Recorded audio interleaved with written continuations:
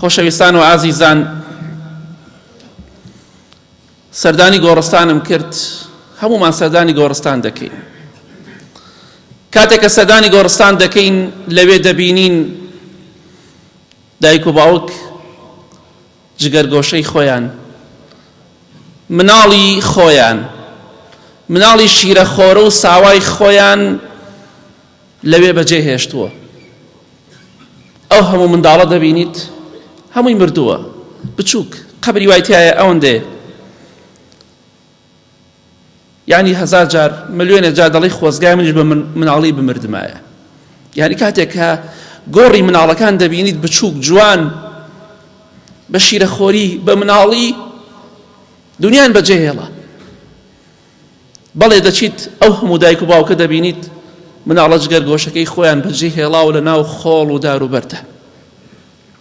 بەڵێ ئەو مناڵانە لە نازی لە باوەشی دایکیان بێبەش کراون، بێبەش بوونە لە باوەشی خۆڵدان. بەڵێ دایکیان بەجێ هێڵا و دایکی ئەوان چاوەڕوانی ئەوەیە کە لە ڕۆژی قیامەتا بە ئیزنی خوا بە منداڵەکانیان شاد بنەوە. بۆیە گۆڕستان ئەو شوێنەیە کە مناڵی جگەرگۆشەی بچووکی خۆت لەوێ بەجێ دەهێڵی. پێغەمبەری خوا صلی الله عليه وسلم دەفەرمێت لە حەدیثێکی صحیحدا: أطفال المسلمين في جبل في الجنة يكفلهم إبراهيم وسارة حتى يدفعوهم إلى آبائهم يوم القيامة. مناڵی مسلمانان لە بەهەشتا لە شاخێکن لە شاخەکانی بەهەشت، هەرچی مناڵێکە مردووە پێش بالغ بوون، هەمویان لە شاخێکن لە شاخەکانی بەهەشتا ئیبراهیم پێغەمبەر صلی الله عليه وسلم لەگەڵ سارای خێزانیدا سەلامی خۆیان لەسەر بێ سەرپەرشتی ئەوان دەکەن هەتا ئەو ڕۆژێک کە قیامەت هات ئەوانەی کە بەهەشتی بن مناڵەکانیان تەسلیمە دایک و باوکیان دەکرێتەوە. بۆ خۆیان مناڵ بەختەوەر نێستن. ڕاستەکەی شیرەخۆرێ مرد، بچووک بوو مرد، بەڵام لەگەڵ ئیبراهیمە سەلامی خۆی لەسەر بێ، لەگەڵ خێزانەکەی ئیبراهیمدایە. بەڵێ کاتێک کە تۆ بەجێ دەهێڵی لە تۆدا دەبڕێ، بەڵام لەگەڵ ئیبراهیم پێغەمبەردایە سەلامی خۆی لەسەر بێ. بەڵێ گۆڕستان ئەو شوێنەیە کە مناڵ لە دایک و باوکی دەسێنێتەوە. کەواتە خۆشەویستان، مەڵێ من گەنجم، بڕۆ گۆڕستانەکان ئەو هەموو مناڵە دەبینی هەمووی گۆڕەکەی نیوەی گۆڕەکەی تۆ نابێت کاتێککە دەمریت، هەیە تا قاچی تۆ نابێت. کەواتە دڵخۆش مەبە بە گەنجێتی خۆت. ڕۆژێک دێت مردنی یەخەت ئەگرێ، مادەم مناڵی ساوا و مناڵی شیرەخۆرە بمرێت تۆ لە پێشتری. کەواتە خۆت ئامادەکە. بەڵێ سەردانی گۆڕستانم کرد، لەوێ بینیم کوڕ و کچ، گەنج و لاوێکی زۆر، گەنجێکی جوان، ئافرەتانێکی جوان و شۆخ و شەنگ، هەمویان لەوێ نێژرا بوون، بەتەمای ژیان بوون، بەڵام نەک مردن، بەڵام مردن. دڵیان بە گەنجێتی خۆیان خۆش بوو، دڵیان بە جوانی خۆیان خۆش بوو، دڵیان بەوە خۆش بوو جارێ خوێندنیان هەیە، جارێ هاوسەرگیریان لە پێشە، جارێ دامەزراندنیان لە پێشە، بەڵام بە هیچی نەگەیشتن. مردن هەموو ئاواتێکی ئەوانی لە گۆڕنا. بەڵێ ئەو هەموو گەنجە جوانە دەبینی بە کچان و بە کوڕانەوە هەمویان لە خۆڵەدا پۆشراو، خوالیان خۆش بێت. مردن ئەو شوێنەیە کە پێت ئەناسێنێ کە تۆ دوای مردنت بۆ کوێ دەچیت. بە گەنجێتی خۆتا مەنازە، جوانی خۆت مەکە هۆکارێک بۆ فیتنە و خراپەکاری. خوشکی بەڕێزم، جوانێکی خۆت ڕۆژێک دێت دەڕزێت. برای بەڕێزم، بە هەمان شێوە نەڵی بن دەیە هاو سەدەها ئافرەت مەمنونە خراپەی لەگەڵا بکەم، دەیە هاو سەدەها پیا و مەمنونە خراپەی لەگەڵا بکەم. دڵنیا بە ڕۆژێک دێت لەوانەیە بە گەنجی لە خۆڵ و لە ناو دار و بەردا نقمت بکەن. ئەو هەموو گەنجە لاوە جوانە دەبینیت ڕسمەکانیان بڵاو دەکرێتەوە، وێنەکانیان بڵاو دەکرێتەوە، بە تەمای ژیان بوون. بەڵێ بەڵام مردن. هەرچەندە ئازیز بوون، هەرچەندێ خۆشەویستن، بەڵام بەخوا بە خاکیان دەسپێرین، لە ژێر خۆڵیان دەنین. هەرچەندێ جوانیوی بەخوا دەڕۆیتە ژێر خۆڵەوە، ئەگەر پیری یەخەت نەگرێ و نەگەیتە کاتی پیری. کەواتە بە شانازی بە جوانی خۆتەوە مەکە. جوانی خۆت کە خوا پێتی بەخشیوە ناوداری خۆت کە خوا پێدی بەخشیوە بۆ خراپ و بۆ تاوان بەکاری مەهێنە. بەڵێ دەبینیت کاتێک دەڕۆیتە گۆڕستان مناڵێک دەمرێت یا گەنجێک دەمرێ یا ئافرەتێک یا پیاوێک دەمرێ، دەبینی بە بەرچاوی ئازیزەکان و خۆشەویستەکانیەوە لە ژێر خۆڵە بزر دەکری، دەشارڕێیتەوە. بە بەرچاو دایک و باوکەوە مناڵ و جگەرگۆشە دەخەنە ژێر خۆڵە و دای دەپۆشن. ئەوە کارەساتە. ئەو کوڕێکە خۆش دەوێ، ئەو کچێکە خۆش دەوێ، ڕۆژێک دێ بە بەرچاوی تۆوە لە ژێر خاکی دەنێن. ئەو خێزانەی کە خۆشت دەوێ، ئەو پیاوەی کە خۆشت دەوێ، ئەو دایک و باوک و برا و خوشک و کەس و کارەی کە خۆش دەوێ، ڕۆژێک دێ بە بەرچاوی تۆوە لە ژێر خۆڵا نقم دەکرێت، لە ژێر خۆڵا بزر دەکرێت. بەڵێ دەبینیت هەمووی دەبینی بە چاوی خۆت، ئەم شتانە بە چاوی خۆت دەبینی. بەڵێ مردن ئەو کارە ساتەیە کە جەرگ بڕە و هەموو ئاواتەکان لە گۆڕ دەنێت. زۆر جەرگ بڕە بەخوا مردن. بۆیە پێغەمبەری خوا صلی الله عليه وسلم جبرائیل هات بۆ لای فەرمی عیش ما شئت فإنك ميت. ئەی محەممەد صلی الله عليه وسلم چی دەکەی بیکە، هەر کردەوەی دەکەی بیکە، چۆن دەژیت بژی، بەڵام تۆ دەمریت. واحبب من شئت فإنك مفارق. کێت خۆش ئەوێ خۆشت بوێ، بەڵام دڵنیا بە ڕۆژێکە بێ لێ جیا بیتەوە، یا ئەو لە تۆ جیا دەبێتەوە یا تۆ لەو جیا دەبیتەوە. بۆیە مردن چۆن کاتێکە لە دنیادا خێزانەکان ژنومێردەکان لە یەک جیا دەبنەوە، مردنیش لە خۆشەویستەکان و ئازیزەکانت جیا دەکاتەوە. بۆیە ئەو لە پێشمانە، ئەو ڕۆژە لە پێشمانە کە ئازیزترین کەسی خۆمان دامان دەپۆشێت. کەواتە بۆ هیچ کەسێک خۆت خراپ مەکە، بۆ هیچ خزمێک، بۆ هیچ ماڵ و مناڵێک، بۆ هیچ کەسێک قەبر و قیامەتی خۆت تاریک مەکە، چونکە ڕۆژێک دێت بەخوا هەمومان لە یەک جیا دەبینەوە، هەمومان خاوەنی گۆڕێکین، هەرێکی لە شوێنێ دەنێژرین. ئێستا چۆن کۆبووینەتەوە؟ بەخوا ڕۆژێک دێ هەمومان لە یەک جیا دەبینەوە. کەواتە مردنت لەبیر نەچێ خوشک و برای بەڕێزم. بەڵێ کاتێک کە سەردانی گۆڕستان دەکەی لەوێ دەبینی کەس چاودێری کەس ناکە.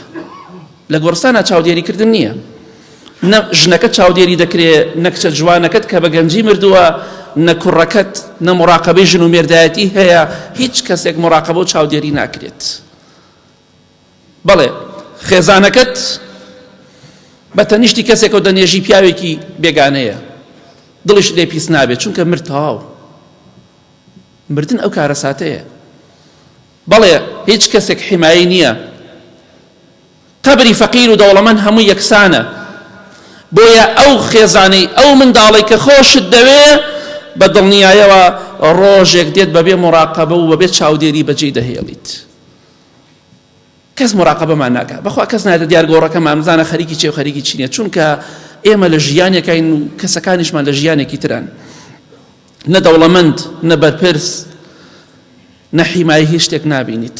دەوڵەمەند جلوبەرگی هەر خامە، فەقیر و هەژار هەر خامە، بەرپرس و دەسەڵاتدار هەر خامەکەیە. هیچ کەسێک جیاوازی لەگەڵ هیچ کەسێکی ترا نییە. بۆیە لەوێ دڵپیسی نییە، دڵ لە خێزانەکەت پیس ناکەی، دڵ لە کچەکەت پیس ناکەی. کچێکی جوانت هەبووە، خێزانێکی جوانت هەبووە، بەجێ دەهێڵی و دەڕۆی، کۆتایی پێدێت. لە تەنیشتی کەسانێک و دەینێژی لەوانێ هەر نایاناسیت. ئەوە مردنە، ئەو کارە ساتەیە. کەسی چاودێریمان ناکات، کەواتە هەوڵ بۆ قەبر و قیامەتی خۆت، کە سوکارەکەت لە دوای مردنت بەجێ دەهێڵن. بۆیە کاتێک کە دەتەوێت گوناه و تاوان بکەی، دەتەوێت سەرپێچی فەرمانی خوا بکەی، مردنت لەبیر بێ. دڵنیا بە ڕۆژێک دێتە ناو خۆڵا بزر دەکرێی، دڵنیا بە کە سوکارەکەشت تۆ لەبیر دەکەن. کەواتە هەوڵ بۆ قیامەتی خۆت بدە. مەڵێ ئەمان سەری ساڵە و ئەمان نەورۆزە و ئەمان حەفلەیە و ئەمان شاییە و ئەمان چییە و قەی ناکەر ئەمڕۆیە. ئەگەر ئەو ڕۆژە مردی چەند کەس مامی لەو حەفلانە تیا چوو، لەو ئاهەنگانە تیا چوو، بە شەرمەزاری و بەڕوڕەشی گەڕایە بۆ لای خوا، بە سافیرەی و بە سینگ و قۆڵی ڕوتەوە گەڕایە بۆ لای خوا. بۆیە مردنت لەبیر نەچێت. بەڵێ لە تەنیشت کەسی بێگانەوە لەوانێت تۆ بنێژن. خێزانەکەت بەجێ دەهێڵی، کچەکەت بەبێ مراقبە و چاودێری. بەڵام کەسەکانمان، ئازیزەکانمان چاوەڕێی دوعای خێری ئێمەن، مردوەکانمان چاوەڕێی دوعای خێری ئێمەن. ڕۆژێک دێت هەمومان بەجێ دەهێڵین. بۆیە خوشکە بە ڕێزەکانم، برا بە ڕێزەکانم، لە خوا بترسن، تەقوای خوا بکەن. مردنتان لەبیر نەچێ، چونکە ئەمڕۆ یا بەیانی کۆتایی بە ژیانمان دێ بخوا مردن لە پێشمانە و هیچ کەسێکیش ناتوانێت ئینکاری بکات بەڵام گرنگ ئەوەیە ئینسان بە سەربەرزی بمرێت بە سەرفرازی بمرێت ئەو کاتە ئینشاءڵڵا خۆشبەختی دنیا و قیامەتە بێ یا ڕەبی خوای لە گوناهەکانمان خۆشبی لە گوناهی دایک و باوک و مردوەکانمان خۆشبی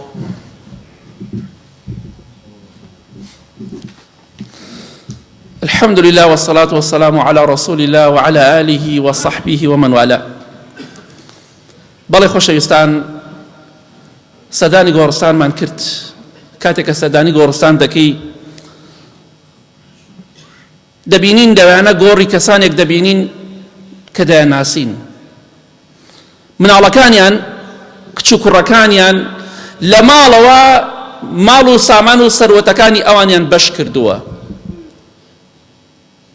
ماڵەکانی ئەوان بەش کراوە مردووە بەخوای برای بەڕێزم ئەو کەسێک کە خێزانت هەیە و منداڵت هەیە بەخوا لە دوای مردنی تۆ کێشەی گەورەی مناڵەکانت تۆ نیت کێشەی گەورەی مناڵەکانی تۆی داما و نیت باوکم بەهەشتی یا دۆزەخیە دایکم بەهەشتی یا دۆزەخیە کێشەی گەورەی ئەوان تەنها ماڵدا بەشکردنەکەی تۆیە ئەو بە چاوی خۆمان بینیوە واقعی شتێک نییە ئینکاری بکەی بۆیە خۆت مەخە جەهەنمەوە لەبەر خاتری مناڵەکانت هەتا ماوی ئامۆژگاری مناڵەکانت بکە هەر کاتێ مردم گەرنتان ئازا ناکەم حەقی کچەکان خوشکەکان لەبیر نەکەن بیان دەنێ مەڵی عەشاری زاڵم نەیانداوە باو باپیر نەیداوە منیش نایدەم ئەو زوڵم مستەمە چەندەها کەسێ تەلەفونەکات یاخود بە پرسیار قسە لەگەڵاکە ئەڵێ باوکم ئەڵێ نابێ کچ بەشی بدرێ تۆ زاڵمی دڵنیا بەخوا هەڕەشەی جەهەنەمی لێت کردووە یاخوا پیرۆزت بێ ئەگەر تۆ بە نەکەیت خوای گەورە وعدی دا بتخاتە ناو دۆزەخەوە باوکی یا برای کە زڵم لە خوشکەکان و لە کچەکان دەکەی لە خوا بترسین تەقوای خوا بکەین بەڵێ کێشەی گەورەی مناڵەکانمان لە دوای مردنی ئێمە نییە قیامەتی ئێمە نییە بەڵکو ماڵەکانی ئێمە و سەرۆت و سامانەکەیە بۆیە مناڵەکان جاری وایە هەر لە تەعزیەکە هێشتا کوردۆتەنی کفنەکە زەرد نەبوو هەمویان لێک عاجز دەبن چونکە ئەو باوکە شتێکی بۆیان جێ هێڵاوە ناگونجێن بەیەکەوە ئەو دەیوێت زڵم لە براکەی بکە ئەو دەیوێت زڵم لە خوشکەکەی بکە بۆیە ماڵەکەت وەکو گەزۆ دەخۆن مناڵەکانت بەڵام تۆ لە قیامەت دەی بەرپرسیاری بۆیە کارێک مەکە بە حرامی ماڵ و سەرۆت و سامان بۆ منداڵەکانت کۆمەکەرەوە چونکە دڵنیا بە لەوانەیە هەفتەی جارە دوعای خێریش بۆ نەکەن کەواتە قیامەتی خۆت لەبەر خاتری مناڵ مەدۆڕێنە چونکە مناڵ خەمی تۆی نییە خەمی سەرۆت و سامانەکەی تۆیەتی بەزیاتر من بە عام باسێکم ناڵێم هەندێک مناڵانەیە هەبێ بەس بە کەمی ئەوە ئەگینا خەمی سەرەکی ئەوەیە دەی چی بکەن با ماڵەکەمان بەشکەین ماڵەکە بەشکەین تەواو ئەیتە جاری وایە هەفتەیەک دە ڕۆژ مانگی باوکی هەر لەبیر نییە وەڵڵی خەڵکەیە بە ساڵ ناڕۆتە سەر قەبرەکەی باوکی لە شارەکەی خۆشیدایە هەر ناڕۆتە سەر قەبرەکەی دایکی وەفای بووی نییە تخوا قابلی ئەوەی تۆ خۆتی بۆ مناڵ خراپ بکەی نەبەخوا ڕێزیان لێ بگرە خزمەتیان بکە بەڵام خۆت بپارێزە لە شتێکە قەبر و قیامەت تاریک دەکات بەڕێزان سەردانی گۆڕستانم کرد لەسەرەوە دەبینیت هەتا بڵی خامۆش و بێدەنگە گۆڕستان ئەوەیە زۆر خامۆشە بێدەنگ بەخوا هەتا بڵی سام ناکیشە هەتا بڵی ترسناکە بۆیە پێغەمبەری خوا صلی الله علیه وسلم دەفەرمێ هیچ منظەرێکم نەبینیوە هیچ شتێکم نەبینیوە ئیلا قەبر ترسناکترە قەبر زۆر ترسناکە بێنە بەرچاوی خۆت بتخەنە شوێنێکە بڕۆ نا ئەو گۆڕۆ بە زیندویی بڵێ بەردەکەم خەمبان سەرم بزان چیت بەسەرا دێ بزانە چەنە ترسناکە قەبر زۆر ترسناکە کەواتە ترسناکی قەبرت لەبیر نەچێ کاتێکە دەتەوێت سەرکەشی بکەی کاتێکە دەتەوێت زینا و گوناه و تاوان بکەی ئەو قەبرە تاریکە لەبیر نەچێ هەمووی بێدەنگە بەڵام لە ڕاستیدا لە ژێرەوە بێدەنگی نییە لەوێ کاتێک ڕۆیتە گۆڕستان پلەپایە نییە حیمایە نییە ناوبانگ نییە تەنها ناوێت کە بە تۆ دەوترێ پێتەوە مردوەکانی گۆڕستان ئەوەی دەسەڵاتدارە هەر پێی دەڵێن مردوو ئەوەی بێدەسەڵاتە هەر پێی دەڵێن مردوو ئەوەی دەوڵەمەندە و هەژارە هەر پێی دەڵێن مردوو ئەوەی جوان و ناشرینە هەر پێی دەڵێن مردوو تەواو یەک ناوتەیە مردوو تەواو کەواتە لە گۆڕستاندا ئەو شتانە نییە زۆر ترسناکە چونکە هەموو ناوێکە لێ دەسێنێتەوە بەڵێ برای بەڕێزم کەواتە ئاگاداری خۆت بە هەمومان پۆشاکمان خامە جیاوازی لە نێوانماندا نییە هەروکو چۆن کاتێککە لە حەجدا لە عومرەدا تەواف دەکەی عومرە دەکەی حەج دەکەی هەموو یەک جلی لێبەردایە پیاوان تەواو جلەسپێکەی و تەواو هەمووی ڕۆژێکیش دێت هەمومان هەرچەنێ دەوڵەمەند بی و قۆز بی و دەسەڵاتدار بی بەخوا بەقەت فەقیرێک و نەکبەتێک و داماوێک خامت پێ بڕێ زیاتر نییە ناڵێ نەمە دەوڵەمەند با چوار تۆپی پێ بنووسێنین نە شتیوان نییە کەواتە لوت بەرز مەبە چونکە ڕۆژێک دێت خۆڵدات ئەپۆشێت ڕۆژێک دێت جوانی تۆ لوتبەرزی تۆ لە ژێر خۆڵا خۆی دەبینێتەوە کەواتە مردن زۆر ترسناکە ڕاستەکەی لەسەرەوە خامۆش و بێدەنگە هەتا زۆربەی باڵندەکانیش ناتوان لە قەبرستانە هێلانە بکەن چونکە گویان لە عەزابی قەبر دەبێت چونکە گویان لەو کەسانە دەبێت کە لە دنیادا سەرکەشیان کرد گویان لە سزا و تۆڵە دەبێت ئەو کەسانە کە سزا دەدرێن لە ناو گۆڕدا ئاژەڵەکان دەیبیستن بەڵام ئێمەی ئادەمیزاد و جونۆکە نایبیستین کەواتە مردن دەبیر نەچێت چونکە زۆر ترسناک پێغەمبەری خوا فەرمێ صلی الله علیه وسلم لە هەموو شتێ ترسناکترە مردن قەبر زۆر ترسناک بە ئاسانی مەیگرە مەڵێ من بەهەشتیم مەڵێ من خوا لێم خۆشە بێت نەخێر وا بڵێ لەوانەیە خوا بتخاتە ناو جەهەنەمەوە خوا دەزانێت بەدەست تۆ نییە خۆ تۆ بڕیار لای تۆ نییە من بەهەشتیم یا جەهەنەمی بڕیار لای تۆ نییە کە من لە پێش فڵان کەسە چمە بەهەشتەوە بڕیار لای خوایە بەدەست من و تۆ نییە کەواتە ئاگاداری مردن بە لەبیرت نەچێت سەردانی گۆڕستانمان کردووە کاتێک کە سەردانی گۆڕستان دەکەی لەوێ کۆمەڵێک ئازیزمان لەوێ شاردۆتەوە خوا لیان خۆش بێ یا ڕەبی بەڵێ هەندێکمان دایەگیان یا باوەگیانمان لەوێ بەجێ هێڵاوە دایکمان بەجێ هێڵاوە یا باوکمان یا هەردووکیان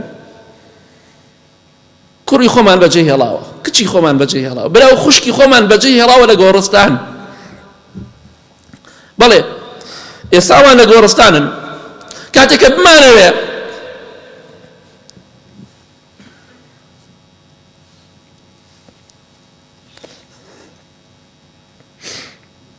کاتێککە بمانەوە سەردانیان بکەین جاران دەمانەوە چی بۆ لای باوکم ئەچم بۆ لای دایکم ئێستا ئەچم بۆ لای گۆڕەکەی دایەگیان و باوەگیان نەمان جاران ئەچم ماڵی کوڕەکەم ئێستا ئەچم بۆ لای گۆڕی کوڕەکەم جاران ئەچم بۆ لای ماڵی کچەکەم ئێستا ئەچم بۆ لای گۆڕی کچەکەم براکەم خوشکەکەم بە هەمان شێوە بەڵێ ئەوان ڕۆشتن ئێمان بەجێ هێڵا ئێمەش بە هەمان شێوە ئازیز و خۆشەویستەکانی خۆمان بەجێ دەهێڵین بەڵێ ئێستا ماڵی ئەوان گۆڕستانە جاران قسەمان لەگەڵیان ناکرد ئەڕۆشتین دائەنیشتین دەستی دایک و باوکمان باچە کرد بەڵام ئێستا نەماتەوە ئەوە نەما بڵێ ڕۆڵەگیان ئێستا چۆنی دایەگیان باوەگیان هەتا ئێوارە لە دیار گۆڕەکەی بڵێ باوەگیان بەخوا جوابت ناداتەوە هەتا ئێوارە بڵێ دایەگیان بەخوا وەڵامت ناداتەوە بەخوا فرمێسکەکانت بۆ ناسڕێ بڵێ ڕۆڵەگیان بۆچی ئەگریت مەگری هەرچەنە دەگری بگریت لە دنیادا دەگریای ماچی دەکردی فرمێسکەکانی بۆ دەسڕیت ڕۆڵەگیان مەگری باوشی پیاگری ماچێ کردی بەڵام کاتی ئەڕۆتە دیار گۆڕەکەی دایەگیان و باوەگیان هەرچە رێبایەکی بەخوا وەڵامت ناداتەوە کارەساتە مردن شتێکی ئاسان نییە خۆشەویستەکانمانی لەژێر خۆڵە شاردۆتەوە دوعای خێران بۆ بکەن لە بیریان مەکەن تەواو ئێستا جارانە چووی ماڵی باوکت ئێستا لە چوو ماڵی دایکم جارە دایکەکەشت نەماوە تەواو خوا لیان خۆش بێ کۆتاییەر پێ هات ئێمەش کە دایک و باوکین ڕۆژێک دێت بە هەمان شێوە مناڵەکانمان بەخوا دێنە دیار گۆڕەکەمان هەرچەندە پێمان بۆمان بگرین بەخوا وەڵامێکمان نییە بۆیان بڕۆ دیار گۆڕەکەی باوکت دایکت هەزار جا بڵێ باوەگیان دایەگیان بەخوا وەڵامێک نابیستی نییە چونکە مردن چونکە ڕۆژێک بوو دەستی ئەوانت ماچە کردو لە خزمەتیان نابووی قسەی خۆش لەگەڵیان ناکرد بەڵام ئەمڕۆ نەما ڕۆژت کۆتایی پێ هات بەڵێ کاتێککە ڕۆیتە دیار گۆڕەکەیان تەنها چییە بینی لە جاتی باوەگیان و دایەگیان و کوڕە جوانەکەم و کچە جوانەکەم و براکەم و خوشکەکەم تەنها خۆڵ و بەردەبینم بەس ڕاستە هیچم سەردانی گۆڕەکەی باوک و دایکم کرد بەڵام چیم بینی خۆم و بەرد هیچی ترم نەبینی سەردانی مناڵەکەی خۆم کرد کە مردووە براکەی خۆم خوشکەکەی خۆم خزمەکەی خۆم مێردەکەت خێزانەکەت، بەڵام تەنها خۆڵ و بەر دەبینی، چ نابینیت. ئەوەی لەسەرمانە دوعای خێران بۆ بکەین. ئەوان مردون، ئێمەش دەمرین. ئەوان ئازیزەکانی خۆیان بەجێ هێڵا، ئێمەش بە هەمان شێوە. کەواتە مردنتان نەبین نەچێ براکانم. پێغەمبەری خوا صلی الله علیه وسلم دەفەرمێ زۆر بیری مردن بکەنەوە، بەردەوام لە بیرتان بێ. کاتێک دەتەوێت سەرکەشی بکەی، بیر لە مردنەکەت بکەرەوە. ڕۆژێک دێت کۆتایی بە ژیانت دێ. ئەم ژیانە بەجێ دەهێڵی بەبێ خواحافیزی. بەڵێ زۆربەی وانەیە کە لە گۆڕستانن بەبێ خواحافیزی ژیانیان بەجێ هێڵا، بەتەمای مردن نەبوون. ئەمڕۆ بەتەمای ژیان بوون، بەرنامەی چەندەها ساڵیاندا نابوو، بەڵام پێی نەگەیشتن. مردن هەموو ئاواتەکانت، هەموو خەونەکانت لە گۆڕ دەنێ. بەڵام ئەگەر ئینسانێکی لە خواترس و خواناسبی، ئەو ئاواتانەی کە لە دنیا هەت بووە، ئەو خەونانەی کە لە دنیا هەت بووە، لە بەهەشتا بە ملیۆنەها قات بە تەعویزەکاتە خوای گەورە. هەرچی ئاواتێکتە بوو لە بەهەشتا بەدی دێت. بەڵام ئەگەر ئینسانی خوانە ناسبێ، هەم لە دنیا و هەم لە قیامەتش ئاواتەکانی کۆتایی پێدێ و لە گۆڕ دەنرێت.